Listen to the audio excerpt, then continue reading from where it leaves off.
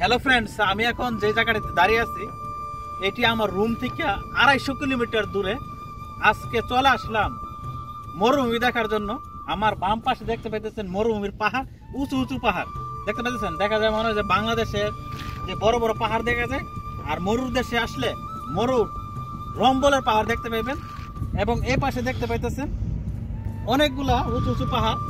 এবং আপনি লক্ষ্য করে দেখেন এই দেশে এই দিক দিয়ে যে রম্বলগুলো দেখা যাইতেছে এগুলো সবই হচ্ছে সাদা সাদা, আর ওই দিক দিয়ে যে রম্বলগুলা বালুগুলা দেখা যাইতেছে ওইগুলার কালারটা দেখেন একটু হলুদ লাল লাল একটু দেখা যাইতেছে। দেখেন একই জায়গায় দুই রকম বালু দেখা যাইতেছে।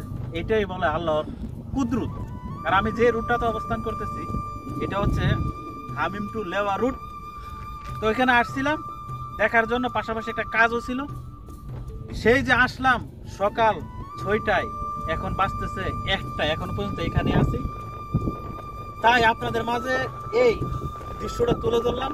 তো কেমন লাগলো আপনাদের কাছে একটু কমেন্টসের মাধ্যমে জানাবেন। আর যারা আরব দেশগুলোতে থাকেন অবশ্যই পাশাপাশি মরুভূমিতে আসবেন এই বালুর পাহাড় দেখার জন্য। এখানে আসলে আসলে মনটা জুড়াইয়া যায়, এবং এখানের প্রকৃতির হাওয়াটা শহরের হাওয়ার থেকে একটু পার্থক্য আছে।